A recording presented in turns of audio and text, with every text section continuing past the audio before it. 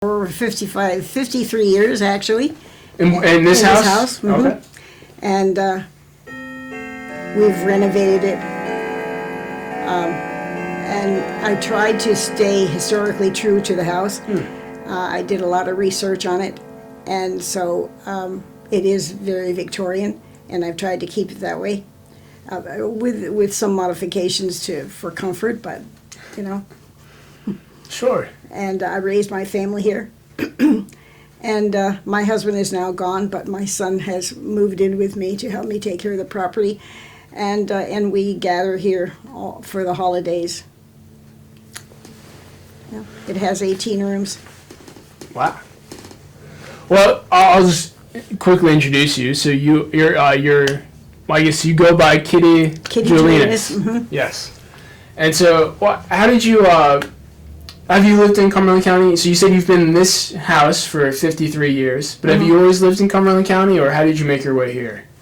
My husband became manager of Lerner Shops in Harrisburg, Pennsylvania, and we moved here and lived in Harrisburg for a couple of years. And when in the 60s, when they started to integrate the schools, instead of being able to go to the school right around the corner where we lived up in next to Susquehanna Township, they were going to bus all the children. And I had 4 children, one starting in kindergarten, and they were in primary grades. And I decided that that was not something I wanted my children to have to experience, was to be bused to a school and not live in the neighborhood where they went to school and have their friends. So I started looking around, and I sold insurance. I was a broker. So I came out to Boiling Springs on a call and saw this house for sale, and walked up onto the porch and looked in the front window there and fell in love with the staircase. So I came home and told my husband, so we pursued this house and finally purchased it. And that's how we got here. And because our children could walk to school, to the local schools. And your husband's name was? Leo. Leo, okay. And if you go back into the archives of the Sentinel, you will see they did a couple of specials on this house. I was trying to, as you walked up, I was trying to think where I had copies of them, and I don't know where they are at the moment. Well, at the Historical Society, we have a whole archive of the Sentinel, so I'm pretty sure. Yeah, so I'm trying to think. I would think somewhere in the 70s. Okay. So did you both continue with your same jobs once you moved to Boiling Springs, or? Yes. My husband soon became ill. He had brain surgery and had some severe health problems, so I continued with my business, and he, for a while, was homebound, but then he became my office manager, so we had an office in the back of the house, and he then became involved with trains. As a matter of fact, if you look in the archives of the Sentinel, first they did a project on our house, and then they did a project on the trains. We had trains and villages out in the back for about 25 years, and people used to come from far and wide to see them, particularly on Foundry Day. Okay. Well, so you mentioned Foundry Day. I'm wondering, once you came to Boiling Springs, did you begin to sort of... Well, we got involved in the Civic Association. Okay. I mean, here in Boiling Springs, this is a very small village, and we have no mayor, we have no health department. We really sort of govern ourselves with the Civic Association. So this was formed about 25 or 30 years ago, and it was formed by a group of local people, and it still exists today. And this is how Foundry Day came into being, because we started Foundry Day. It was a day to celebrate the town and the foundry, because this town was built many years ago, and the foundry was a focal point of it. Yeah. Okay. And so the first Saturday of June, we have Foundry Day here, and we have local artisans that come set up booths, and we have food and entertainment and all sorts of things. It's goes from 8 to 4, and it's rain or shine, and it's been very successful. It's how we raise our money to improve the town, to help the lake, to make signs, to do signs, take care of the lake itself. And we've been very, I think the Civic Association has been a very positive move in our town, because we have managed to get attention and raise money, and we're saving the lake, because the lake was in some distress. And so we managed to get a congressman involved, and now we've raised enough money so that starting this year sometime, we're going to start working on the lake and doing something with the, and we have the Fish and Game Commission. Of course, the Appalachian Trail is now there. That came into being about 15 or 20 years ago. And so Boiling Springs has become an Appalachian Trail town. Mm. So you moved to Boiling Springs sometime in the 60s, you said? The early 60s, mm-hmm. You had, did you say your youngest child was just starting kindergarten at that time? Yeah, she was in first or second grade, I'm not sure. Okay. Well, so what was it like to raise 4 children in Boiling Springs during the 60s? It was delightful. The only trouble they could get into would to fall in the lake. and it is, even today, is a very friendly town. You can walk around at night and not feel in danger. And although people are very friendly here, they are not coffee clatch people. In other words, they wouldn't dream of dropping in on you. They would knock, and they would call you first, and so you might come in for a cup of tea or a cup of coffee. But they're very aware and very careful of your privacy. Okay. But we're all very friendly and help each other. What? Are there any big differences that stand out to you from when you first came to Boiling Springs to now, or? I mean, you mentioned that Yes, when we came to Boiling Springs in the early '60s, it was very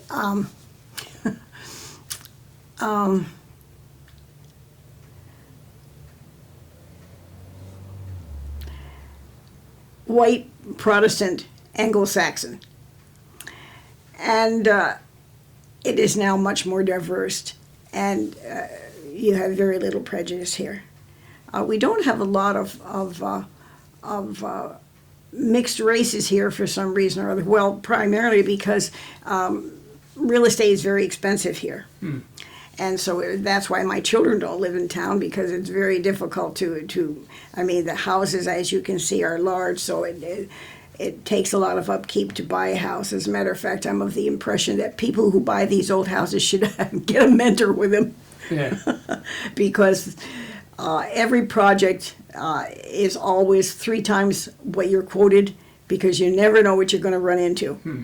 And it takes a lot of money to maintain this size house. And you have to really be, I think, historically aware. I mean, you can't just buy a house and then decide you're going to change the facade and change the whole appearance. I mean, this is a historical piece of architecture, and I think you should respect that. So it has now, I think the dynamics of the town has changed. It's more upper middle class, simply because you need the money to be able to live here. But we do have some low income in town, and they are mostly rental. But still in all, I think that we are fairly democratic in our approach. I don't think anybody is ever frowned upon by race, color, creed, or religion. At least I have never felt that. Okay. So do your children live nearby, like in the township, or? Yeah, they all live local. Okay. So They didn't go. So they enjoyed their experience. They didn't go too far. Oh yes, as a matter of fact, it's kind of interesting because when they first grow up and go on to college and on to education, their first aim is to get out of this town because it's so provincial, right? And then they all travel back and then reminisce about what it was when they were growing up. So. And I think that's very typical of young people. They just think that this town is so provincial, and the first thing they want to do is get out and really live. Yeah. But it's always interesting to have them come back and then reminisce. And, this is our extended family. This is our family now. Well, it's grown since, but that represents all the children and their mates and the grandchildren. Now, of course, we have great-grandchildren, so. But I have a grandchild that lives in North Carolina. Her husband is in the service, and I have a grandson who lives in Columbia, Maryland. He's a computer guru. Yeah. And everybody else lives locally. Okay. Well, you mentioned that, so when you came to Boiling Springs, you kept your insurance brokerage business, and then I retired when I was 62, and Leo and I traveled for a while around the world, and then we opened a B&B. Okay. Yeah, that was in 2008 when the market fell. Leo and I lost 50% of our holdings, our retirement holdings. So Leo said, well, we need to get a little job, and so we decided to open B&B. And so we kept the B&B for about 25 years, and I just closed it a couple of years ago. So, so when did you start it? 2008, I believe. Okay, and so you had it for about 8 years or so, or no, longer than that. 2000, or maybe it was. Yeah, that has to be. It must have been the first fall of the market. I can't remember when that was. So like 2000. Somewhere in there where the market fell. Yeah. We had been traveling for a while. Let me see. I was 62 when I retired, so. I mean, 87. I think there was a Blackout Monday or something. I can't remember. It was like a one day. Yeah, we lost 50% of our holdings in that drop and never managed to recover it back. So we needed to supplement our income, and that's why we opened the B&B. Okay. I really should have those dates a little better, but at 85. Sure. Dates aren't that important anymore. Yeah. And I closed it 2 years ago. Okay. Well, so we'll come back to that in a bit. But one of the questions I wanted to ask is, so you mentioned that you were sort of one of the involved in the early days of the Civic Association. I'm wondering, was there anyone that sort of stood out to you in that organization? Well, we had Mary Ann Taylor, who had been a former township supervisor, and Molly Garman, and Tony. He's a lawyer. He still has an office here. Tony. He's my lawyer, and I can't think of his last name. You just know him as Tony. Yeah, well, Tony.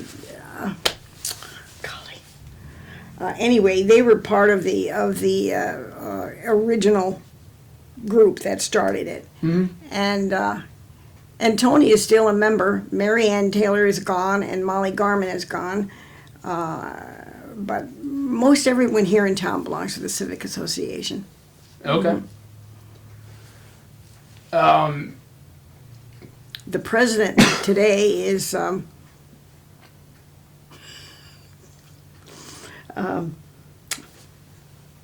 That's all right. Oh, golly. But you and Leo were both pretty heavily active. involved. Yes. Was there any I served particular as thing that you president took an 1 year. interest in, or Pardon me? was there anything in particular that both of you took an interest in, or? Well, we were very interested in improving the town, and we helped build the wall around the lake, planted all the trees across the lake, instituted Day of the Lake, Foundry Day, all of the things that have made the town as unique as it is now, right? We were all part of that. I mean, I think everybody who lives in Boiling Springs gets involved in the Civic Association because it's so prevalent. I mean, everybody's always talking about. I mean, you notice the signs as you go through town, Save the Lake. That was the project for a Civic Association. Jury, who lives across the street, was the spearhead to that. I mean, everybody works on certain things. I've now sort of backed off and have retired because of my age, but and so young people come to the fore. But we always have a Christmas tree lighting that's been very, very, it's been going on for many years, 25 or 30 years, and every year we have Santa on a boat that comes, and then he sits in the little, oh golly, you know, the little cupola down there, and and listens to the children, and we light the tree and sing songs. The fire company comes with chocolate and cookies, and Carnes usually contributes candy canes, and so it's a little. And we have the Alumni Association that also has a Day of the Lake. They're very active too. This is the local school? Yes. Okay. And of course, we always had one of our biggest movers was Dr. Davis, who is now gone, but he was a big shaker and mover of our village, and did a lot for the town. Well, you mentioned a name, and I maybe I'm just associating it with someone else, but I'm wondering if you remember the Boiling Springs Zoo. Oh yes, yes. When we moved here, the Boiling Springs Zoo was across the street. Okay. And that became quite a bone of contention because they used to deliver my milk to the front door, and when I would step out, there would be emus and little cock hens, and they would attack me, and oh my. And so finally I spoke with Kirikoff, Jack Kirikoff, and I said, Jack, really, I mean, you know, but his animals, I mean, he was having a hard time keeping them contained because they rode all over town and became a nuisance, really. And it was soon after that he got that 99-year lease on land, and he took all the animals out to the zoo. Well, he took them out, but many times he would bring some of them home to right across the street there and nurse them back to health. And as a matter of fact, there's a funny story. They had a pet chimpanzee, I believe it was. And as a matter of fact, one day, Viola, Jack's wife, was in the market, and she was holding this chimpanzee, but she had him dressed like a baby. And someone went by and said, my God, that's the ugliest baby they'd ever seen, but it was a chimpanzee. But anyway, one day, Leo's mother and father were here visiting from Massachusetts. And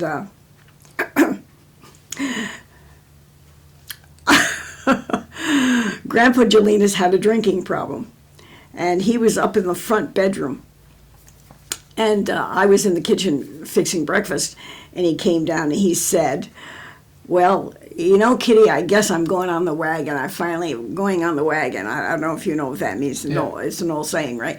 And I said, oh, really, Pop? I said, and what has brought you to that conclusion? He said, well, I looked out the window today, he said, and I saw, he said, a monkey driving the truck.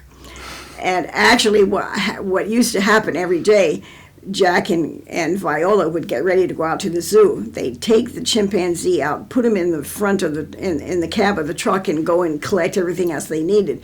So when Pop looked out the window, he saw this monkey driving, he thought. So that urged him to go on the wagon. We thought that was pretty funny. We did not enlighten him. Yeah. We let him think that what he saw was what he did actually see it, but yeah, that was pretty funny. What did your kids think of all the animals? Oh, my kids used to go out to the zoo. They just loved the zoo. I mean, every kid in town had their turn of going out and helping at the zoo. But I had a rule here. When they came back, they had to strip on the patio because they would smell and they'd be so dirty coming in from the zoo. But they just thought it was the biggest thrill ever to go out and help the Kirchhoffs in the zoo. Yeah. And as a matter of fact, actually, I don't know if you know what happened, but they had, a lot of wild animals. I mean, there's a really interesting story connected to the Kirchhoffs. They went up to Alaska, way up actually past Alaska, to look for the nesting ground of the kiwi bird, and they were taken up there by a bush pilot, and the bush pilot apparently, after he dropped them off, got very ill, and went into a coma, got pneumonia, and got really sick. And so the Kirchhoffs, I think with another couple, were stuck up there trying to survive. And it wasn't until 6 weeks later that the man recovered and realized that he was supposed to go pick him back up. And that was written up in National Geographic. So I'm not sure when that happened, but that's a story. Yeah. Anyway, at the zoo, they had it for many years out there, and they used to have a lot of wild animals. And so the story goes, a lady went out there with her child and allowed her child to put, I don't remember if it was a boy or girl, put their hand in the cage, and the lion attacked the child. And so there was a big investigation, and they closed the zoo. Yeah. That was too bad, really, because they did a good job of that. I didn't like the fact that they used to take deer and hang it up there and let it cure, and dogs would come and nip at the, when it would thaw, it would drop, and when it would freeze, it would go up, and the dogs would nip at it, And I finally said to Jack, for heaven's sakes, Jack, that is an eyesore. You think you could, and he goes, well, Kitty, it's for the animals. And I said, and I'm all for that, but I said, surely you could put it in the back where we didn't have to constantly look at it. Dead carcass. Yeah. The things you don't know when you buy a house. Right. You fall in love with the staircase. You're distracted. Yeah. Well, I didn't know. I had no idea that there was a zoo across the street. I mean, I had no idea. Yeah. And so that was quite an enlightening experience. The first moment, the first time I stepped out onto the front porch to try and pick up my mail, and these emus and these. Not only emus, but what were the other animals there that I can't I can see them, but I can't remember their names. But and these little banny roosters, oh my gosh, they used to sit on and they were mean. They attack you, but the emus would hiss, and I mean finally, and the man didn't want to come around the corner. I mean, he was, he would just pull up and deliver, and apparently he didn't have any problem delivering the milk because it would be so early that the animals wouldn't have stirred yet. But I sure had trouble trying to get to them. Yeah. The things you don't expect in South Central Pennsylvania. Right. Emus and. Yeah. Now, was this Kruger's Dairy that delivered milk, or was that my God, I can't remember. No? Okay. Can't remember. All right. So you retired. Where did you travel? Oh my goodness. We traveled to the Middle East, Russia, China, Japan, the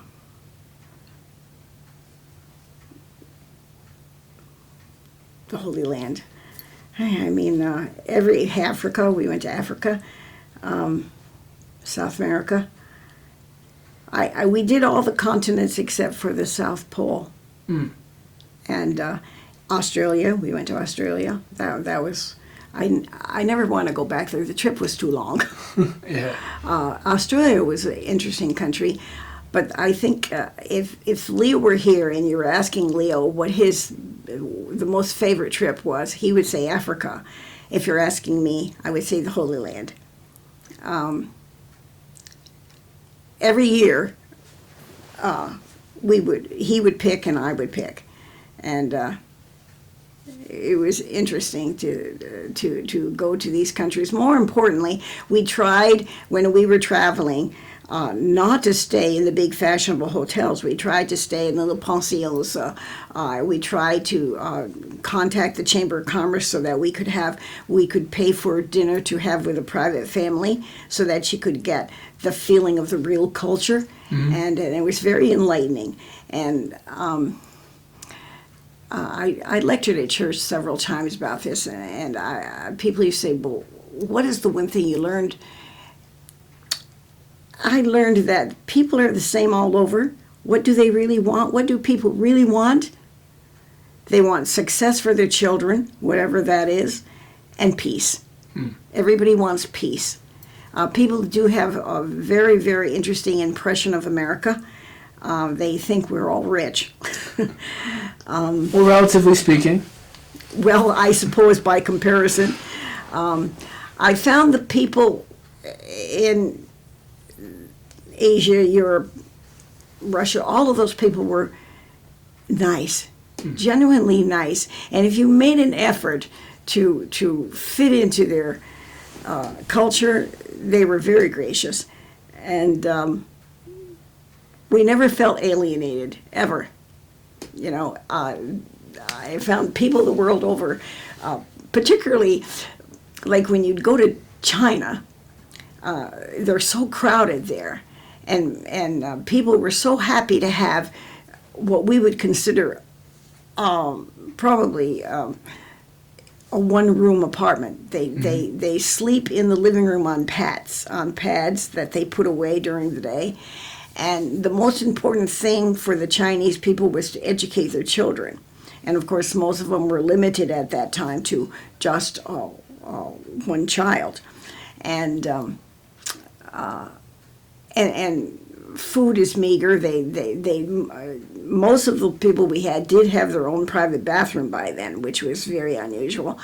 And you don't see too many animals around because it is so crowded all.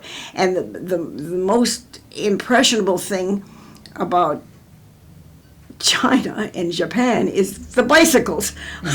They have so many, and they're just crowded, and they ride double, and they're usually with their pets on their back or their children on their back, and cars and bikes. I mean, there must be 1 million bikes and 1 million cars.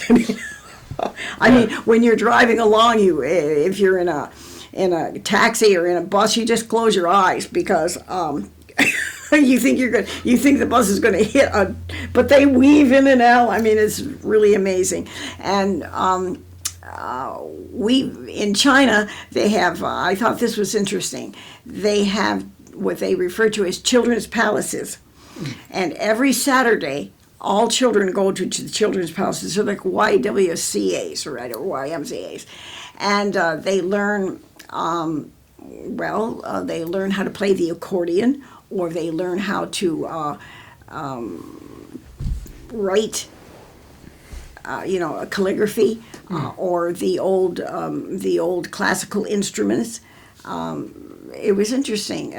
China puts a big store on their children. Well, because they were limited to one, mm-hmm. So the children were very spoiled, and it was interesting.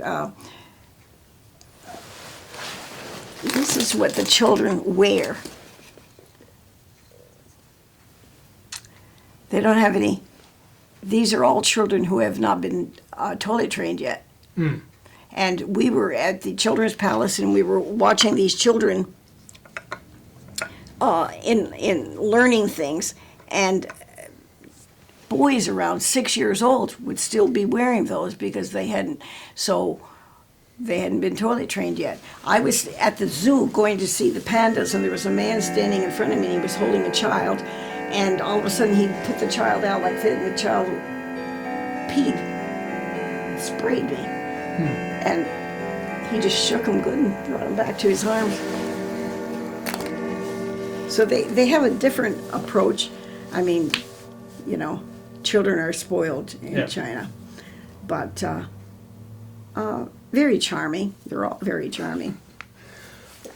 Well, did your travels eventually inform any decision you made when you opened up your own bed and breakfast, or?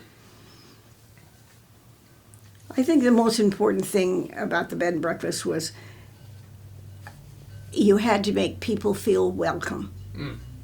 And so that was something that Leo and I developed, and I did serve a gourmet breakfast, and there were no prejudice on our part. We took whatever we didn't ask, and so sometimes we were surprised when people arrived, but that was all right. They could be any color, any creed, any religion, any gay, whatever. It didn't matter to us. We treated everybody alike. As a matter of fact, we had a couple of incidences. One day we had 12 people at breakfast, and 5 were already down, and this last couple finally came down because Leo went up and knocked on the door and said, "Breakfast is served." So they came down, and the woman sat down, and the man came to the kitchen door and said, "Excuse me, there was a black couple at the table," and he was from Kentucky, and he said to me, "Mrs. Gelinas?" I said, "Yes." He said, "You serve blacks and white at the same table?" And I said, "What?" And I stepped to the door and I said, "Is there someone different here I don't know about?" I said, "There's just one service, sir. Please have a seat. I'm about to serve the first course." And he sat down, and nothing else was. And that was what, in the 90s. And one time when it was nice, I would serve in the garden. And I had 2 tables out there, and they were from Iran. So they didn't eat pork. So when I was serving, I served, I can't remember, but it was bacon. And so instead of bacon, I served, for them, I served carrot sticks. And there was a big round table, there was 8 at the table, and this man said, I didn't get any carrot sticks. And I said, "Well, sir, they don't eat pork. They're Muslim." "What? I'm sitting here at a table with terrorists?" And I said, "Sir, please sit down." And he said, "Well, I'd like to sit at a different table." And I said, "There are no other tables, sir, where I'm serving today." I said, "Either sit down or you may return to your room." And his wife pulled him down, and he was very abusive and very rude. So the next day, same people were here, so I served name tags. I put name tags and made sure he was not at the same table. But that occurred like twice. Yeah. Yeah, we didn't really have. I did have one time. This couple that had come back and forth, came to me one morning, and she said, she said, "Well, we'll be leaving," and Mrs. Gelinas, "We will not be returning." Now they had been returned guests like who knows how many times. And I said, "Oh, well, I'm sorry to hear that." And she said, "Well, we didn't realize that you indulged in gay couples." And I said, "Well, ma'am," I said, "I'm a Christian, and God loves everyone." And she said, "Well, I'm a Christian too, but I don't have to put up with that." And I said, "Well, I'll pray for you." And I know we didn't see them again. But that's only 3 instances out of how many years, and Leo said to me, the guy who made that comment about it, he goes, "Did I hear what I thought I heard?" I said, "Yeah." He goes, "Wow." He said, "Prejudice alive and well in the United States." I said, "Yeah." Because really people are much more subtle these days, and although when you go down south, you do still get that, but they're much more subtle. Mm. And these people weren't subtle at all. But they were from Kentucky, so I guess, yeah. 20 years ago as well, so. Well, it was, Leo was still alive, so he died in 2012, and I think it happened the year before. So, okay. so all right, so it wasn't in the 90s. That was, really. You're always surprised when people behave that way, because people are people. There's good and bad in everyone, and there's things you like about certain people and things you don't like, even in your own relatives. I mean, you can pick your friends, not your relatives. So sometimes when you have a whole big congregation at Christmas and Thanksgiving, and someone makes a remark, and we all take a big breath and think, "Whoa, where did that come from?" But you try not to raise a stink over it. You just try to pass it off, And someone later said, "Did he really say that?" Yeah. So I just want to ask. So how many? Did you have a particular go-to meal, or for breakfast, or was it always different? I had about. I think I had about 13 or 14 breakfasts. Oh, wow. And as a matter of fact, when Leo used to say, the breakfast is at the whim of the cook, and it would depend on what I had on hand or what I could find at the market. I served a 3-course gourmet breakfast, and as a matter of fact, after Leo died, the breakfast was very expensive, so my boys tried to talk me out of it. Well, nobody was having that, because they would call and say, "Well, you're still giving the gourmet breakfast," and they would come because of the gourmet breakfast, so there was no canceling it. But I served number one in the inn was eggs Florentine, the French way, and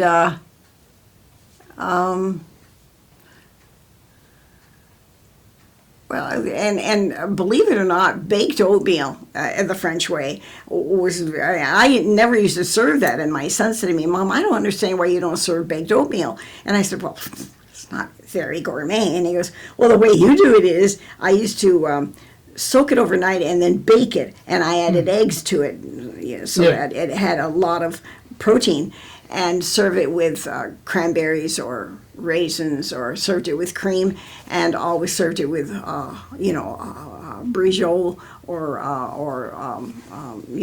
French bread, and always there was a fruit course, and then there was a third course.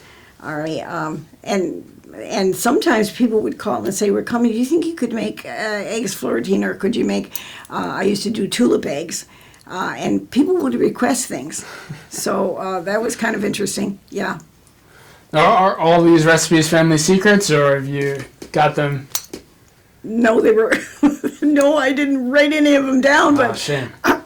Occasionally people will call and say, "Kitty, let's have lunch together. Could you make the eggs Florentine?" My kids love the eggs Florentine. That's one of their favorites, eggs Florentine. And French toast, but French toast that was baked in a little ramekin dish with peaches, and that was a favorite too. Well, you'll have to at least write the eggs Florentine recipe down. So. Well, it's 2 English muffins, little thin piece of ham, spinach that's been sautéed with onions and bacon, and that's put there, and then poached eggs, and then a cheese sauce on top. Okay. They're very easy. But people like them. They do. They just like, and as a matter of fact, the other day I went to lunch, to brunch with my daughter, the one who just called me, and she ordered eggs Florentine, and she goes, "Wow, they need your recipe, Mom." I was gonna say, well, is there any spice or anything like that you just throw a dash in, or? I think what happens, I never order eggs Florentine out because they don't do anything with the spinach. They just take spinach from a can or fresh spinach that they've sauteed, but they haven't done anything with it. When I sauteed my spinach, I would use fresh spinach, and I would saute with onion and bacon and salt and pepper. I mean, if you don't do anything with the spinach, it's tasteless, Yeah. right? And then I made sure that it was dry, squeezed dry, because you don't want all that liquid spilling over onto your crispy English muffin. And I think that's a lot of people, when they do eggs Florentine, they use the hollandaise sauce that you use with eggs Benedict. Eggs Florentine has a cheese sauce on top. When I was in France, I took some cooking classes.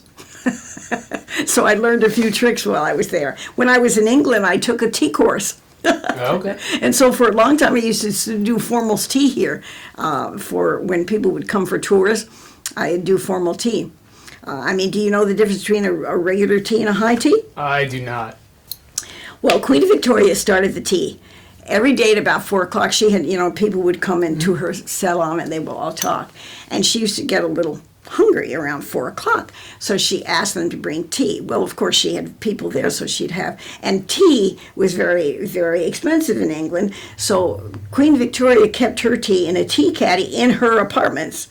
And the kitchen would bring her hot boiling water, and then she would saute the tea. She'd put it in there and, and let it steep.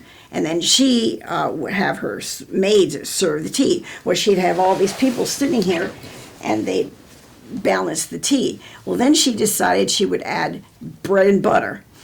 So now you're balancing a tea, and you're balancing bread and butter. And finally, then she started adding scones and little tea sandwiches. Well, that became very awkward. So she moved it to a table. And that's how it became high tea, because it was higher. Okay. And so when you go to, as a matter of fact, there's a lot of European cities like Amsterdam and places like that where you can go to the hotel and really have a high tea, and it's quite elegant. And so that was the difference. And the other thing, and why they serve little tiny sandwiches, little piece cake, little scones and all that, because when Queen Victoria would be having her tea, she would be surrounded by her ladies, and she would be talking to them and have their opinion. Well, if you had your mouth full of a sandwich and she asked you a question, it would be a little hard to respond with your mouth full. So you took little itty bits, and so you served little itty bitty sandwiches so that you could quickly chew and swallow so that you could respond to Queen Victoria's question. And that's how tea came to be. I thought that was kind of interesting to find out, actually. And the difference between high tea and regular tea.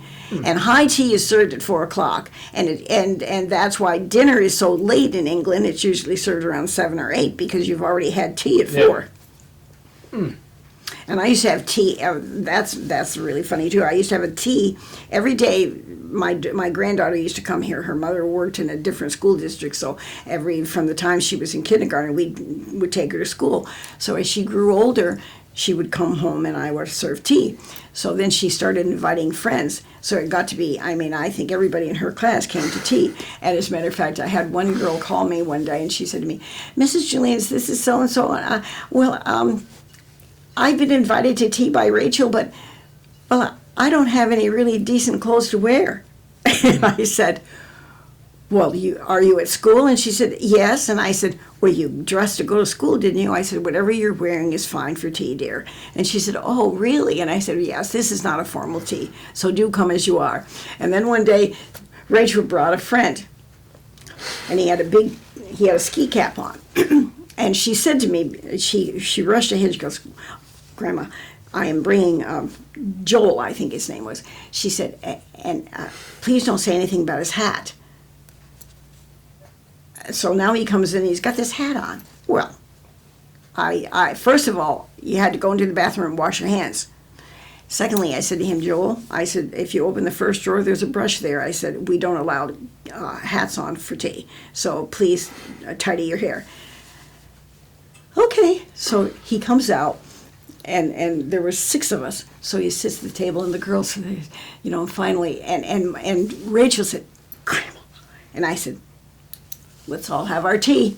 So after everybody left, she said, "Did you ask him to take off his hat?" She said, "He's never taken off his hat." She said, "But he has nice hair, doesn't he?" I said, "Yes." She said, "And he's pretty cute. I never noticed that before." And she said, "But you asked him to. I told you not to talk to him about his hat." I said, "Rachel, no one sits with a hat on at tea unless you're a lady." And she goes, "Oh, Grandma." So that was funny. And so and even now, I'll see these people, they're grown, they say, "Oh, Mrs. Gelinas, we remembered when we had tea." They just loved the tea because we all sat, you know, they would all go, "Oh, isn't this wonderful? We're all together." I mean, I had the feeling that no one sat together at a meal because they were all so impressed with this sitting all together at tea. Yeah. It was really, I mean, I guess it was we were so used to tea that it didn't seem impressive to us, but it sure impressed everybody else, because even now when I have friends in and I'll serve tea and they say, "Oh my goodness, oh, well, this is wonderful."